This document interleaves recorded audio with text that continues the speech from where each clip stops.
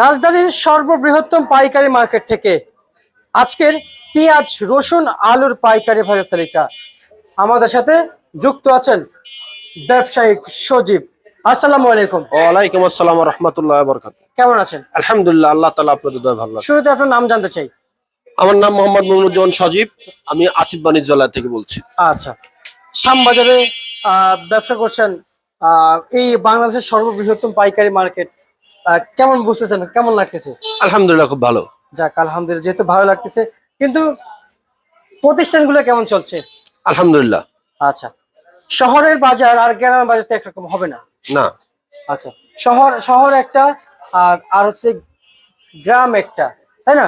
গ্রাম বাজার একই থাকবে, শহর বাজার একই থাকবে, এটাই তো মূল বাজার থাকবে। জি জি জি। কিন্তু যারা ব্যাপারী এই যে আপনাদের কাছে যে আসে, শুনে যে এই যে আজকের বাজারে শুনেছি অনেকে যারা 52 টাকার পেঁয়াজ কিনে এনেছেন গত কয়েকদিন আগে, সেই পেঁয়াজ এখন মার্কেটে আছে। আছে। কিন্তু এত টাকা দামে কিনলেন, আবার হঠাৎ কমে গেল।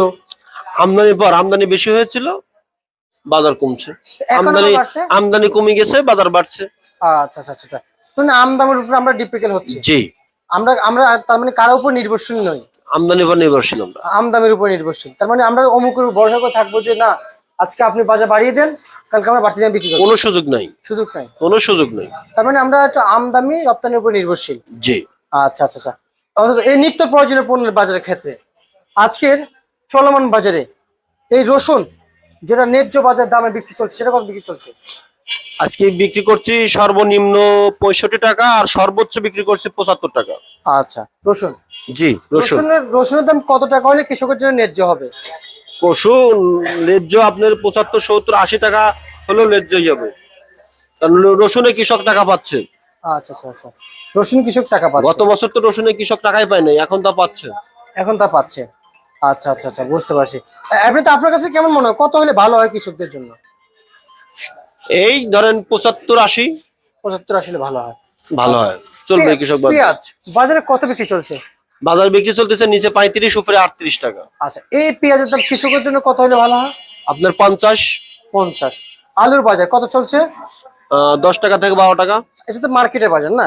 আর আর আমরা শুনছি আর একটু কম আছে, কিন্তু সেটা তো নিম্নমান, মানে আসলে মানভেদে দাম হয়। আচ্ছা আচ্ছা আচ্ছা, মানভেদ যেহেতু দাম হয়, তাহলে এই কৃষকরা তো দীর্ঘ 1.5 বছর ধরে লড়াই করতেছে আলু নিয়ে, সে দাম কি পাবে? এখন পাবে আমরা জানি না, তবে আমি মনে করি পাওয়া উচিত। পাওয়া উচিত। কত টাকা? আপনার 25 টাকা থেকে 30 টাকা। আচ্ছা আচ্ছা আচ্ছা আচ্ছা, বুঝতে পারছি। আমরা প্রায় নিউজের শেষ পর্যায়ে আছি। আজকে যে মূল্য তালিকা ছিল, এটা আজকের জন্য ছিল, তাই না? জি। মূল্য তালিকা যেটা ছিল, এটা তো আজকের জন্য ছিল। জি, আজকের জন্য। আপনি ব্যবসায়িক সজীব। জি। শ্যামবাজার থেকে। জি। আপনার যে কোন জেলা? পাবনা জেলা। তাহলে তো বিখ্যাত না জেলা, পাবনা জেলা। জি। আমরা জানি যে বিখ্যাত একটা জেলা পাবনা জেলা, কারণ পাবনা জেলার পেঁয়াজ ভালো হয়। পাবনা জেলার পেঁয়াজ আশা করা কবে থেকে শুরু হবে? এই টুকটাক আশা ধরছে, প্রায় আশা শুরু হয়েছে। জি। আচ্ছা আচ্ছা আচ্ছা আচ্ছা আচ্ছা, পাবনা জেলার পেঁয়াজের সাথে ফরিদপুর জেলার পেঁয়াজ ম্যাচ খায় না কেন? পাবনার মাটি মোটামুটি, আর ফরিদপুর মাটি ওটা আপনার বেলে মাটি, পাতলা চিকন মাটি হওয়ার কারণে, আসলে আবহাওয়ার কারণে বা মাটির গুণেই পেঁয়াজ ভালো মন্দ হয়। আচ্ছা, কিন্তু দেশ তো একটাই। দেশ একটা হলে হবে কি, পরিবেশের সাথে ফসলের আসে না। আচ্ছা আচ্ছা আচ্ছা আচ্ছা, বুঝতে পারছি। এ ছিল আজকের সর্বশেষ বাজার তালিকা। প্রিয় দর্শক, ঢাকা শ্যামবাজার থেকে যে মূল্য তালিকা ছিল, সেটা আপনারা কিন্তু জানতে পেরেছেন। অবশ্যই আপনাদের জেলায় কেমন যাচ্ছে আপনারা অবশ্যই জানাবেন। আর এদিকে দেখতে পাচ্ছেন যে শ্রোতা দেখা হচ্ছে।